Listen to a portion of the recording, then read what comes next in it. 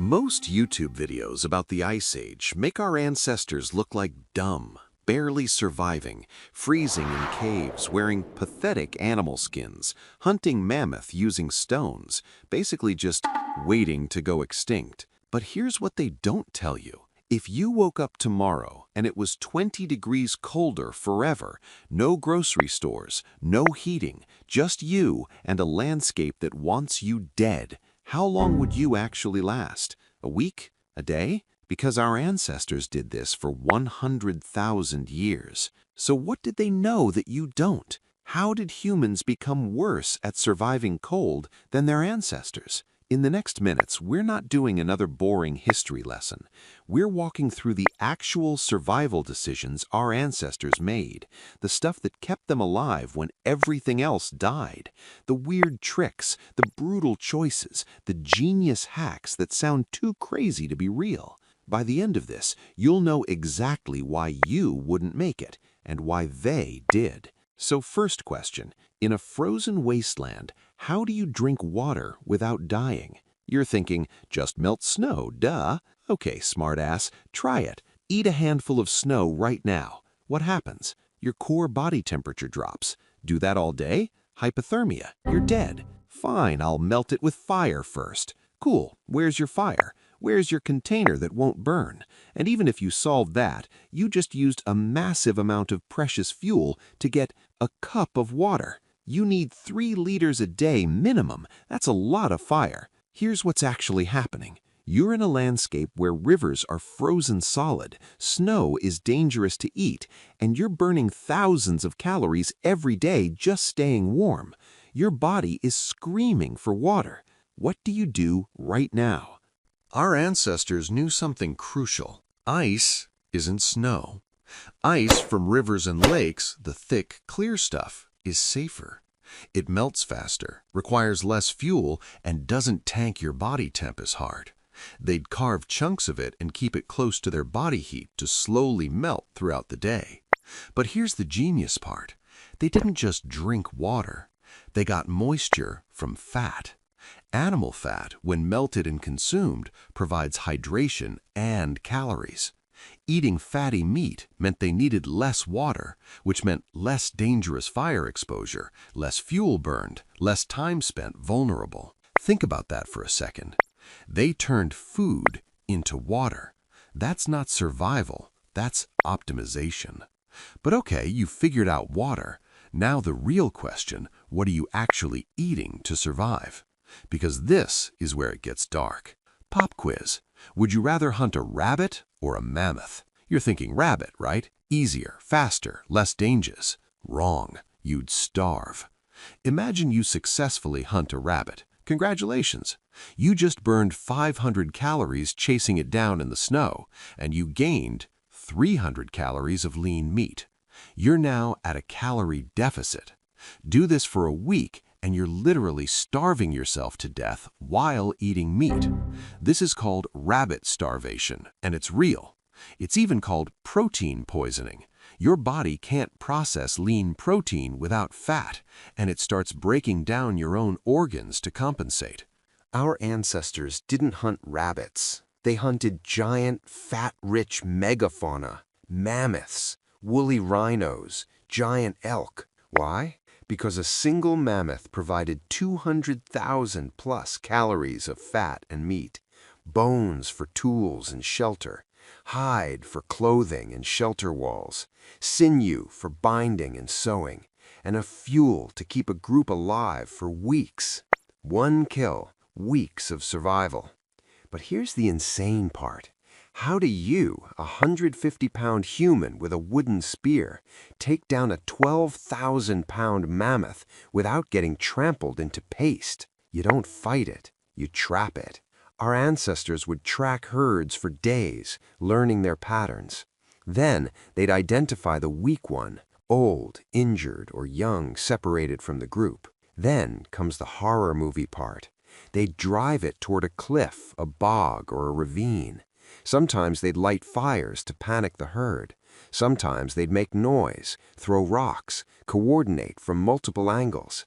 Imagine being that mammoth, confused, terrified, stampeding, and then suddenly there's no ground beneath you. The fall doesn't kill it instantly, so now you have an injured, enraged mammoth at the bottom of a ravine, possibly with broken legs, definitely pissed off. And you have to go down there with sharp sticks and finish the job. This isn't a hunt. This is a calculated execution that requires 20+ people working in perfect coordination, trusting each other with their lives. One person panics and runs early, the mammoth escapes, and now you've wasted days of tracking. One person hesitates during the final kill, someone gets gored. Okay, you've got your mammoth. Congratulations, you're covered in blood, exhausted, and now you have 6 tons of meat that will rot in days. So here's the next problem. How do you store food in a world without refrigeration? Or do you? What if I told you the Ice Age had better food storage than most people have today? Our ancestors literally lived inside a refrigerator. They dig pits in the permafrost, ground that's permanently frozen, and store meat there for months. Natural freezer, 0 energy cost, no moving parts, no electricity bill. But the strategy gets wilder. They deliberately store kills at different locations. Multiple freezer sites meant they could rotate hunting grounds, never overhunting one area, and always have a backup stash if something went wrong. Think about the intelligence required here. They had to remember exactly where each cache was buried, know how long meat stayed good in different conditions, coordinate with other groups to avoid territorial conflicts, and plan hunting schedules months in advance. Some groups would even mark kill sites and come back for them later in the season. It's like they invented meal prep 30,000 years before it was cool. But here's the nightmare scenario. What if another group finds your cache? What if a bear digs it up? What if a winter thaw ruins everything? You've just lost months of food. Your entire group is now facing starvation. Do you go to war with the neighboring group? Do you risk a dangerous hunt in bad conditions? Do you pack up and migrate to completely unknown territory? These weren't theoretical problems. These were life and death decisions they faced constantly. All right, you've got food and water figured out. But none of that matters if you freeze to death in your sleep. So here's the question. Where do you actually live in an ice age? Quick, where do ice age humans live? You said caves, didn't you? Wrong. Caves are death traps. Think about it. Caves are cold, damp, dark, and already occupied by bears, by hyenas, by other predators who also thought, hey, free shelter. You walk into the wrong cave and you're not finding shelter. You're being dinner. Even if it's empty, caves have another problem, ventilation. You light a fire for warmth, smoke fills the cave, you suffocate. Carbon monoxide poisoning. Happens more than you'd think. And if you do find a good cave, congratulations. Every other human group in a 50-mile radius wants it too. Now you're in a turf war. So what did they actually do? They built houses, actual structures, out of mammoth bones. I'm serious. Archaeologists have found entire huts made from mammoth skulls, ribs, and tusks arranged in a dome shape, covered with animal hides, packed with insulating moss and dirt. These weren't crude shelters. They were engineered. Some had multiple rooms, storage pits, hearths positioned for optimal heat distribution, entrance tunnels designed to block wind. And here's what really gets me. These bone huts were warm. The bone structure held in heat better than you'd expect. The hides blocked wind. They dig the floor slightly into the ground for extra insulation. Cold air sinks, so living below ground level actually keeps you warmer. Body heat from multiple people inside could keep the interior surprisingly comfortable, even when it was minus 40 degrees outside. But building one required absurd cooperation. You need to successfully kill multiple mammoths, transport literal tons of bones, and have the engineering knowledge to make it stable. One person can't do this. 10 people probably can't. This required community, planning, division of labor, someone to lead, someone to design, someone to execute. And here's where it gets interesting. If you're building permanent structures, that means you're staying put. You're not nomadic anymore. You're invested in this location, which means you need to ask, what happens when someone in your group gets hurt and can't contribute? Speaking of community, here's a question for you. If you twisted your ankle in the Ice Age, would your group leave you behind?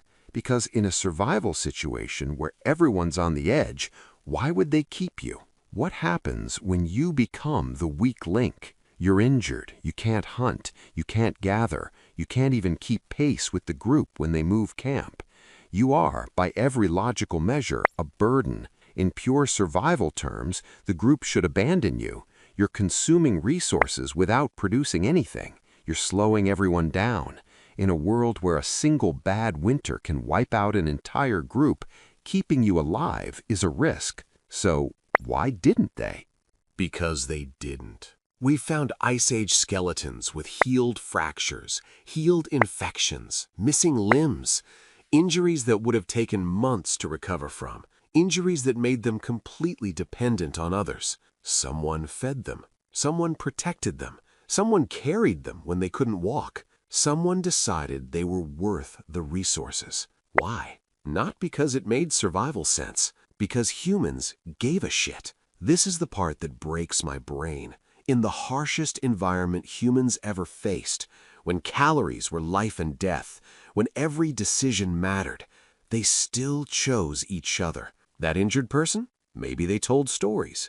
Maybe they made tools while sitting down. Maybe they taught the children. Maybe they kept morale up during brutal winters.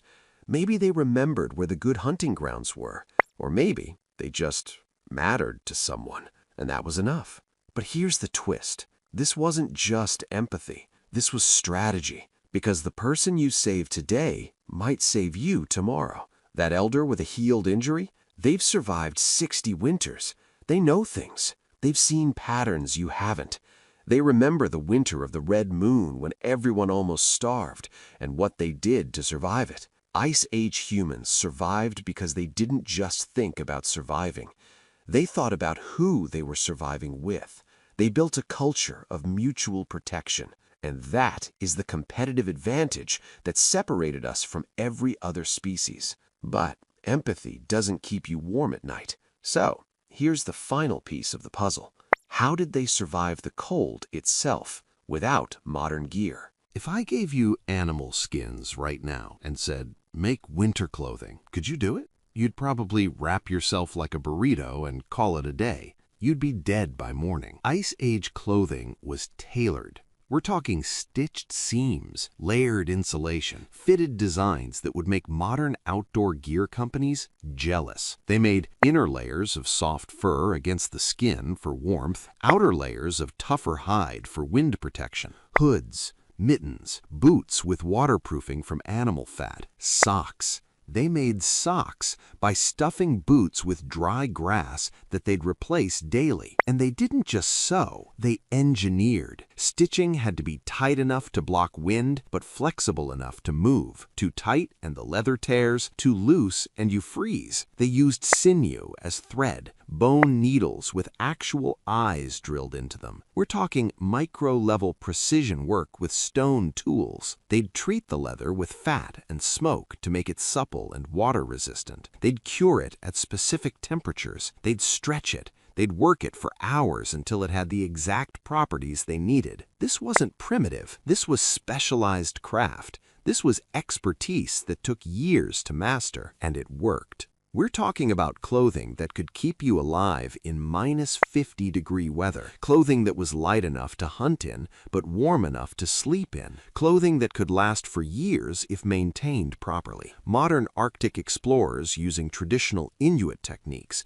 which are direct descendants of Ice Age methods, report that well-made fur clothing outperforms synthetic materials in extreme cold. Our ancestors figured this out with zero modern tools, no metal, no machines, just knowledge, skill, and thousands of hours of practice. So let's bring it all together.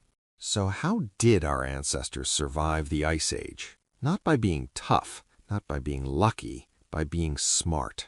Ruthlessly, creatively, collaboratively smart. They didn't just react to problems, they anticipated them. Water? They understood thermodynamics before physics existed. Food, they mastered caloric efficiency and resource management. Storage, they weaponized the environment itself. Shelter, they became architects. Injury, they chose compassion as a survival strategy. Cold, they became master craftspeople. They didn't just survive day to day. They planned, seasons ahead, generations ahead. Every skill they had, tracking, trapping, building, sewing, storing, cooperating, was the result of thousands of years of knowledge passed down, refined, improved. They weren't winging it. They were standing on the shoulders of everyone who came before them. And here's the thing, we're their descendants. Their DNA is in you, which means technically you have the genetic potential to do all of this. You just never had to. We've gotten so comfortable that we've forgotten what our bodies and brains are actually capable of. We've outsourced our survival to systems, grocery stores, heating, infrastructure, which is great. I'm not saying we should go back, but it means we've lost something, that edge, that awareness, that ability to look at a problem and think, how do I not die right now? So the question isn't, how did they survive? The question is, could you? Could you make fire without a lighter? Could you find water without a tap? Could you build shelter without tools? Could you keep someone alive through winter when you're barely surviving yourself? Let me know in the comments, because honestly, I don't think most of us could last a week. But maybe that's okay. Maybe the point isn't that we should be able to survive like they did. Maybe the point is recognizing what they accomplished, respecting it, understanding that every soft pillow you sleep on, every warm meal you eat, every day you don't have to fight for your life, you owe to them. Our ancestors didn't survive the Ice Age, they conquered it, and then they gave us the world. Don't forget that. If you made it this far, you're tougher than most Ice Age predators. Hit subscribe if you want more survival deep dives that'll make you question everything. Drop a comment telling me which Ice Age survival skill you think you could actually pull off. My money is on none of them.